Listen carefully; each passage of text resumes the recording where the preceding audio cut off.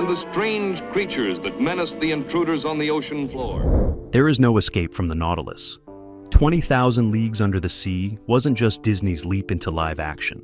It was a gamble that nearly sank the studio. The underwater sequences took months to perfect.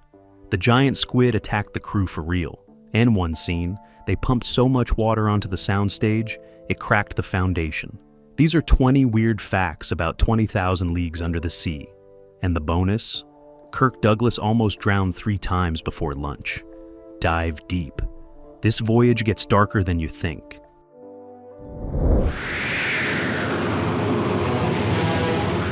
Before Mickey Mouse went underwater, Walt Disney had to convince his entire board of directors he wasn't insane. In the early 1950s, Disney was known for one thing: animation, cartoons, fairy tales, talking mice. The idea of spending millions on a live-action period adventure film with no songs, no princesses, and a tragic ending seemed like corporate suicide. The studio heads pushed back hard. They wanted another Cinderella, another safe bet. But Disney had been obsessed with Jules Verne's novel since childhood, and he wasn't backing down. He told them this film would prove Disney could do more than draw. It would show Hollywood that his studio could compete with the big boys. The budget kept climbing, $2 million, then $3, then $4. It became the most expensive film Disney had ever attempted. Adjusted for inflation, it cost more than some modern blockbusters. The board was terrified. Investors were nervous, but Disney held firm. He mortgaged parts of the studio, pushed animators onto live-action sets, and hired the best cinematographers money could buy. And when the cameras finally rolled in the crystal blue waters of the Bahamas, everyone held their breath. Because if this failed, Disney wasn't just losing a film. He was losing everything. The leap from animation to live action wasn't just bold, it was borderline reckless, and that's exactly why it worked. Kirk Douglas wasn't Walt Disney's first choice to play Ned Land, not even close. Disney wanted a bigger name, someone with classic Hollywood pedigree and leading man charm. He offered the role to Clark Gable. Gable read the script, loved the character, but turned it down. He didn't want to spend months underwater or deal with the demanding physical requirements, so Disney moved on. Next up was Burt Lancaster, a natural fit for the swashbuckling sailor. Lancaster was interested, even started preliminary talks, but his schedule didn't align and negotiations fell apart. Then came Kirk Douglas. At the time, Douglas was a rising star, but not yet the legend he'd become. Disney's team hesitated. Was he bankable enough? Could he carry a film this expensive? But Douglas had something the others didn't: desperation to prove himself. He wanted this role badly. He agreed to do his own stunts, sing on camera, and spend weeks submerged in water tanks without complaint. He trained for months, building his physical conditioning, learning to hold his breath for extended periods, and studying sailor mannerisms. When he finally stepped onto the Nautilus set, he didn't just play Ned Land, he became him. Cocky, physical, charming, and dangerous. And that chip on his shoulder, that need to prove he belonged, it bled into every scene. What started as a backup casting choice turned into one of the most iconic performances in adventure cinema. Sometimes the second pick isn't a compromise, it's an upgrade. James Mason didn't want to be Captain Nemo. He thought the role was beneath him. Mason was a distinguished British actor known for his cold intensity and dramatic gravitas. Playing a mad sea captain in a Disney adventure film felt like a step down. His agent pushed him to accept. The money was good, the role was substantial, and Disney's reputation was growing. But Mason remained skeptical. He agreed to one meeting with Walt Disney, fully intending to turn it down. Then Disney showed him the Nautilus. Not a drawing, not a model. The actual full-scale set under construction. Massive, gothic, layered with Victorian detail. Every pipe, every control panel, every piece of furniture custom-built to create a functional underwater world. Mason walked through it in silence, running his hands over the organ, the bookshelves, the brass instruments. And something shifted. He realized this wasn't just another adventure film. It was an opportunity to play one of literature's most complex anti-heroes with resources no other studio would provide.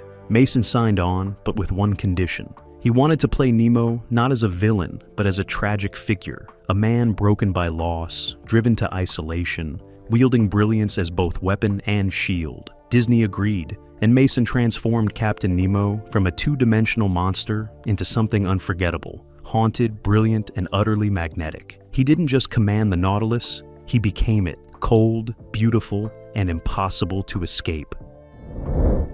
The Nautilus wasn't just a set, it was an engineering miracle that almost bankrupted the art department. Disney's team didn't build a prop ship. They built a functioning, fully detailed underwater vessel capable of being filmed from every angle. The exterior hull measured over 200 feet long, constructed from steel and wood, with working hatches, portholes, and a retractable ram. But the interior was where things got truly ambitious. Every room, corridor, and chamber was built to scale with obsessive historical accuracy. The main salon featured a working pipe organ, hand-carved furniture, specimen cases filled with real preserved sea creatures, and over 2,000 custom props. The engine room contained functional gauges, steam pipes, and a massive control center with levers that actually move mechanical systems. But here's where it got complicated. Because the ship had to work both on land and underwater, the construction required dual systems. Some sets were built on sound stages, others were submerged in the massive water tanks, and a few had to function in both environments, meaning they needed to be waterproofed, reinforced, and equipped with lighting that worked above and below the surface. The cost overruns were staggering. What was budgeted at $200,000 ended up costing over $400,000 just for the Nautilus alone. Studio accountants had panic attacks. But when the cameras rolled and James Mason walked through those corridors, it looked real. Because it was real. Every rivet, every shadow, every reflection of light on brass. The Nautilus wasn't a set, it was a character. The giant squid scene almost killed the movie. Not metaphorically, literally almost destroyed the entire production. The original sequence was filmed during the day in calm, controlled water with bright sunlight. It looked terrible. The squid, a massive mechanical creation with hydraulic tentacles, appeared fake and lifeless in the clear light. The crew spent weeks shooting, burning through hundreds of thousands of dollars, and when Disney saw the footage, he was horrified. It looked like a carnival ride. Fake, silly, completely unconvincing. He ordered it scrapped, all of it. Months of work, gone. Then he made a decision that terrified everyone. Reshoot it at night, in a storm.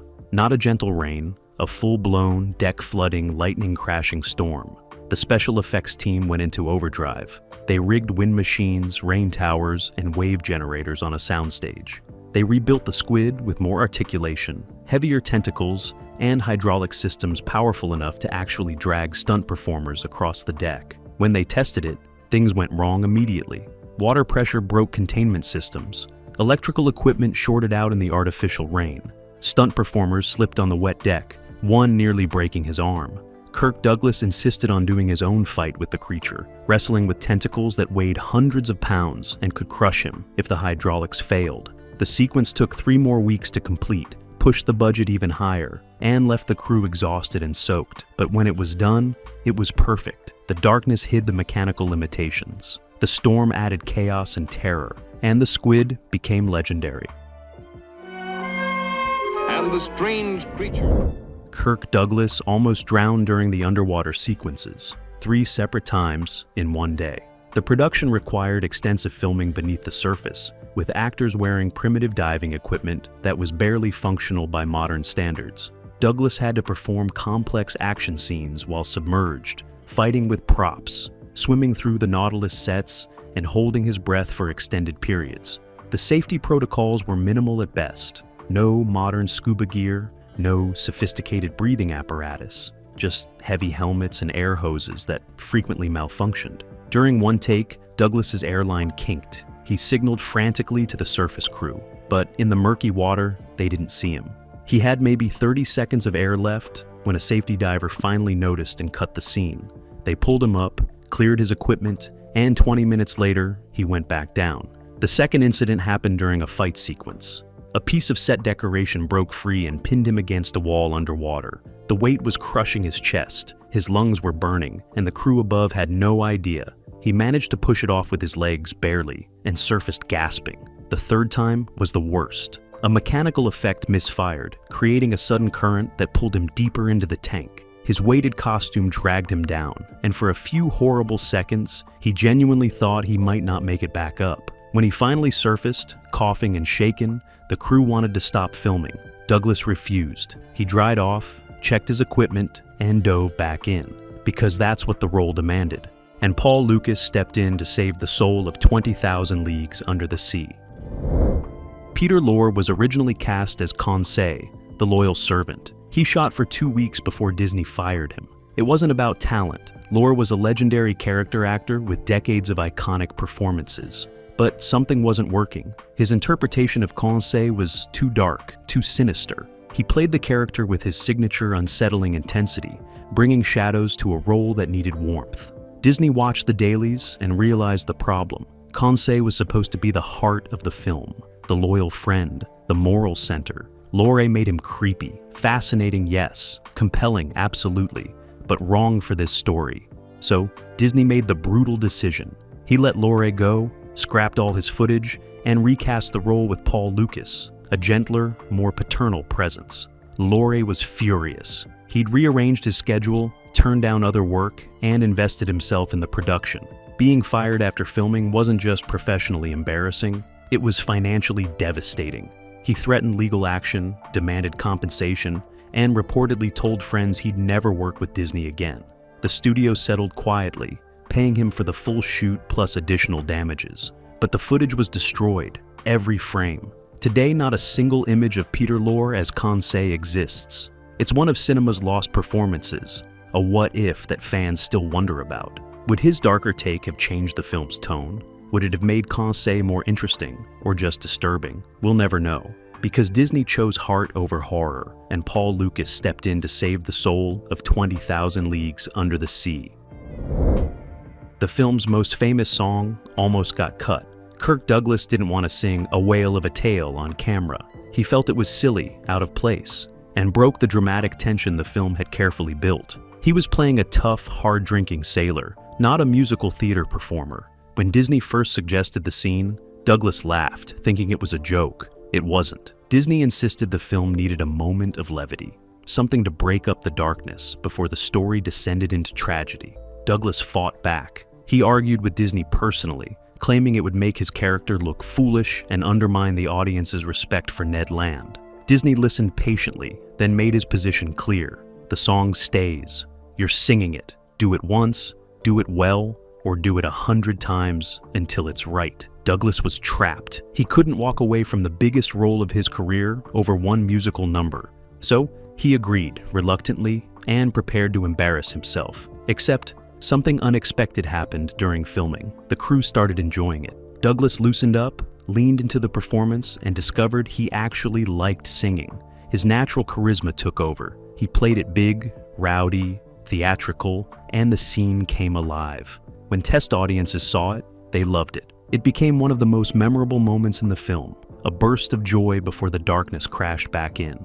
And Kirk Douglas, who fought so hard against it, ended up singing "A Whale of a Tale" at parties for the rest of his life. Sometimes the thing you resist becomes the thing you're remembered for. The underwater filming nearly killed the cinematographer. Franz Planer was a legendary director of photography, known for his painterly approach to light and shadow. But he'd never worked underwater before, and the technology was primitive, dangerous, and completely unreliable. To capture the revolutionary underwater sequences, Planer had to operate cameras in custom-built waterproof housings that were heavy, unwieldy, and prone to catastrophic leaks. He spent hours submerged in tanks, breathing through malfunctioning air hoses while trying to frame shots and communicate with a surface crew that couldn't hear him. The physical toll was brutal. The water pressure gave him constant headaches. The cold made his joints ache, and the fear of equipment failure was always there, lurking in the back of his mind. During one sequence, his camera housing cracked. Water started seeping in, and he had seconds to surface before the entire rig was ruined. He made it up just in time, gasping for air, while assistants scrambled to save the footage. But the worst moment came during a deep water sequence. Planer descended too quickly, and the pressure change caused severe ear barotrauma. The pain was excruciating. He signaled to surface, but the safety protocols required slow ascent to avoid decompression sickness. So he hung there in agony, unable to go up or down, waiting for clearance while his ears felt like they were being stabbed with ice picks. When he finally reached the surface, blood was trickling from one ear.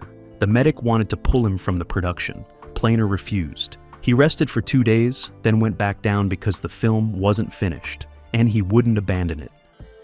From the novel become unforgettable on the screen. The film's giant squid was built 3 times, and 2 of them were destroyed before filming even began. The first version was constructed by the studio's top special effects team, a massive mechanical creature with pneumatic tentacles designed to wrap around actors and equipment with terrifying realism. It cost over $75,000 to build and took months to complete. They tested it in a water tank for the first time, lowered it carefully, activated the controls, and watched it sink straight to the bottom like a stone. The weight distribution was wrong. The tentacles didn't move naturally, and when they tried to retrieve it, 2 tentacles ripped off completely. Total loss. The second version was lighter, built with different materials, redesigned hydraulic systems, and more flexible components. It looked incredible on the workshop floor. They transported it to the filming location, prepared the tank, and lowered it into position. The salt water immediately started corroding the metal components. Within hours, the hydraulics seized, the tentacles froze in position, and when they tried to pull it out for repairs, the entire structure collapsed in the water. Another total loss. The third version learned from both failures. Different materials, sealed hydraulics, modular design, so individual sections could be repaired without rebuilding everything. This one worked, finally. But by the time they got the squid right, the budget had exploded, the schedule was destroyed, and the effects team was emotionally exhausted. 3 squids, 2 disasters, and 1 legendary scene. That's the price of making movie magic in 1954. The Nautilus organ wasn't a prop. It was a fully functional musical instrument, custom-built for the film, at enormous expense. Disney insisted on authenticity, so the studio commissioned a real pipe organ that could actually be played on camera. James Mason didn't know how to play, so they hired a professional organist to teach him basic techniques and finger positioning. But here's where it got complicated. The organ had to look Victorian, sound powerful, and function underwater for certain shots. The engineering required was absurd. The instrument weighed over 2,000 pounds, featured hand-carved wooden pipes, brass fixtures, and a keyboard inlaid with ivory. Installation took 3 weeks because the Nautilus set wasn't designed to support that kind of weight. They had to reinforce the floor, rebuild support structures, and reconfigure the entire salon layout.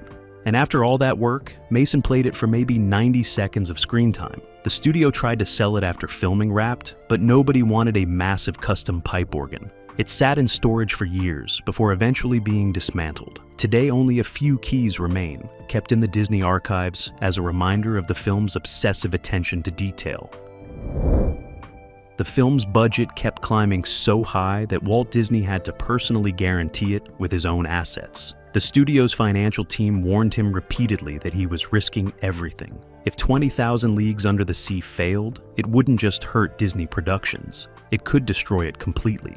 Banks were nervous, investors were pulling back, and Disney kept spending. He demanded reshoots, rebuilt sets, and refused to compromise on quality. At one point, the budget hit $5 million, an astronomical sum for 1954. Adjusted for inflation, that's over $50 million today. The board of directors held emergency meetings, begging Disney to scale back, to cut corners, to save the company. He refused. His reasoning was simple but terrifying. If we're going to fail, we fail doing our best work. If we succeed doing it halfway, we've failed anyway. He mortgaged his life insurance policy, leveraged his personal property, and put his family's financial security on the line. His wife Lillian reportedly didn't speak to him for weeks, terrified they'd lose everything. But Disney believed in the film with an almost religious fervor. And when it finally hit theaters and became a massive success, that faith paid off. Not just financially, it proved Disney could compete with any studio in Hollywood. The underwater sequences required a revolutionary new filming technique that had never been attempted before. Traditional underwater cinematography was limited to shallow, clear water with natural light. But 20,000 Leagues demanded deep water shots, complex action sequences, and dramatic lighting effects impossible with existing technology. So Disney hired a team of engineers and divers to invent new equipment from scratch. They developed custom waterproof camera housings using experimental materials, built underwater lighting rigs powered by generators on the surface, and created a communication system using hand signals and underwater speakers. The testing phase was brutal. Equipment failed constantly. Cameras flooded, destroying expensive film stock. Lights exploded underwater, showering the crew with glass and sparks. One camera operator suffered electrical burns when a cable shorted out in the water. But slowly, through trial and error, they figured it out. The techniques they developed became industry standard for decades. Every underwater film that came after, from Thunderball to The Abyss, built on foundations laid by Disney's engineers in the Bahamas in 1954. The innovation wasn't just artistic, it was technological, pushing cinema into depths it had never reached before. Kirk Douglas and James Mason hated each other. The tension started immediately and never stopped. Douglas was method, intense, physical, always pushing boundaries. Mason was classical, reserved, precise in his craft. Their approaches clashed constantly. Douglas wanted to improvise, to find moments in the chaos. Mason wanted to stick to the script, to hit marks, to maintain control.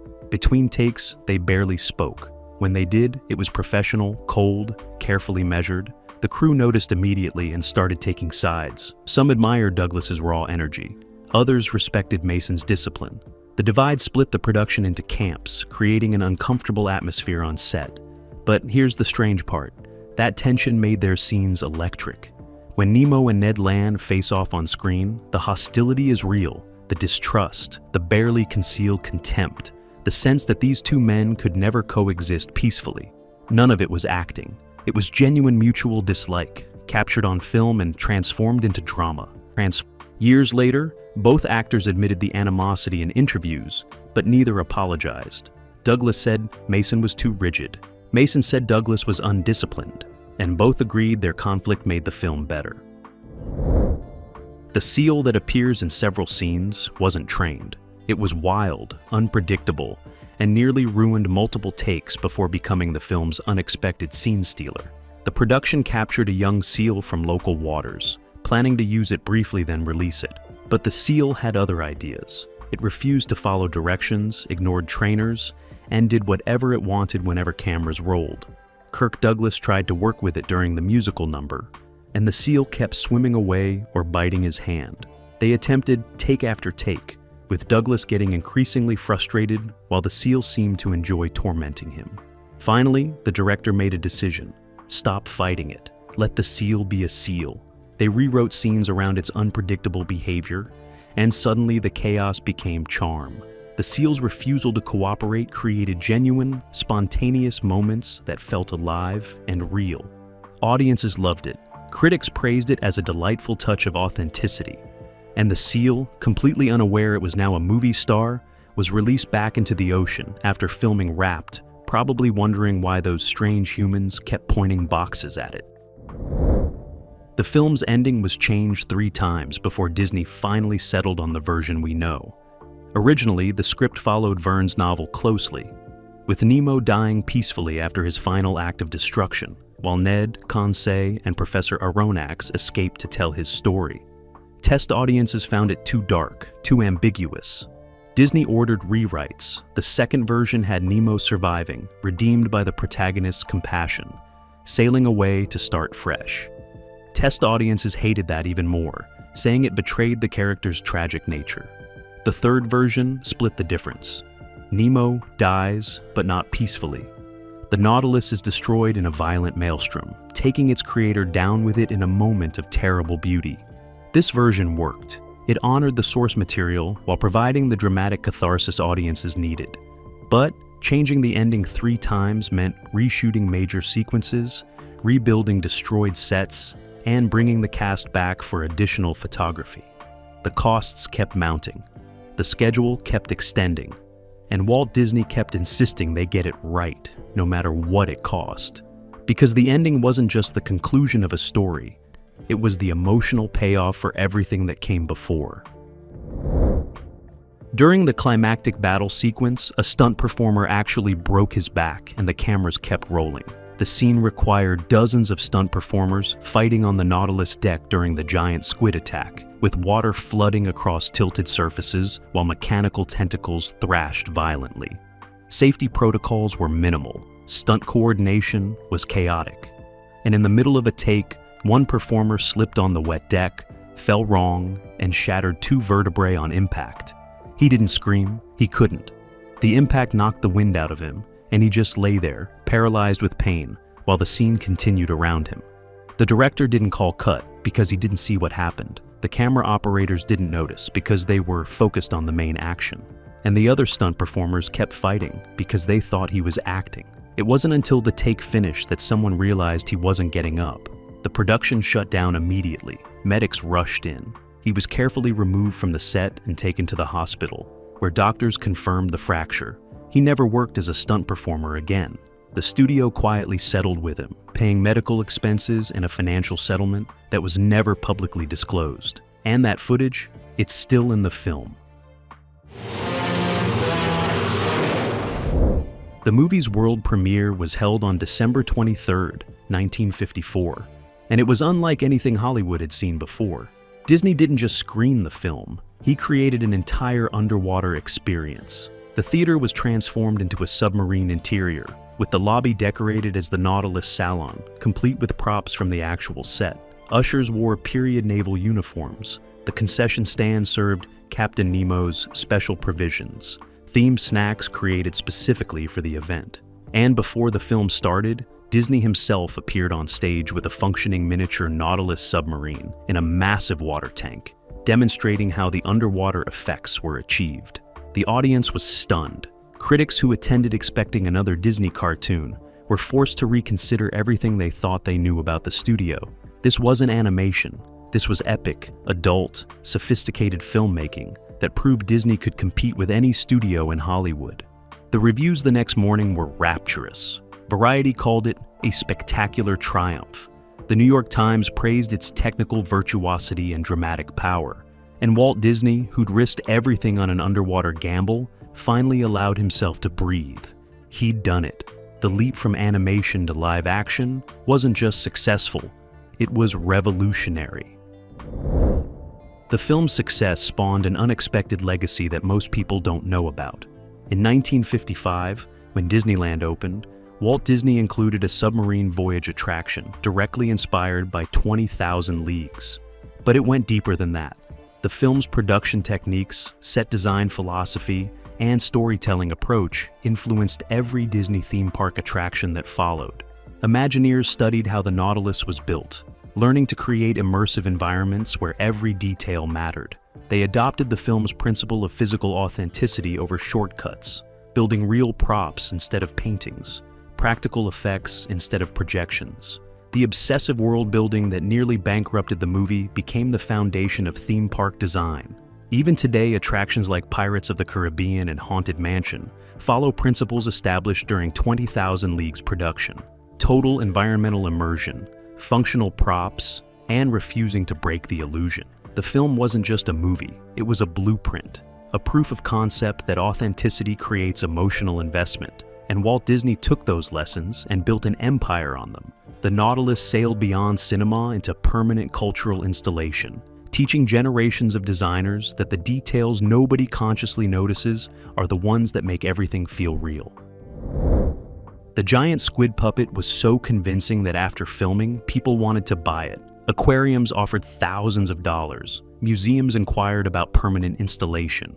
One wealthy collector reportedly offered $50,000 to display it in his private gallery. Disney refused every offer.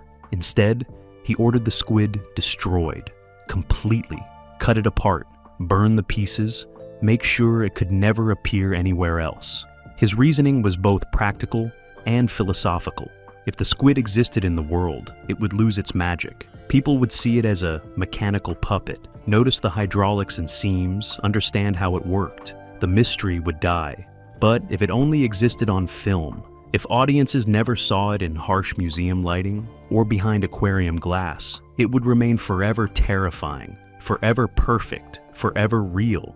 So they dismantled it. The tentacles were cut into sections. The body was stripped for parts. The hydraulic systems were salvaged for future productions. and by 1956, nothing remained except a few photographs and the footage itself. Today, film historians consider this one of cinema's great losses. The squid was a technological marvel, a practical effects masterpiece that could have taught future generations. But Disney understood something deeper.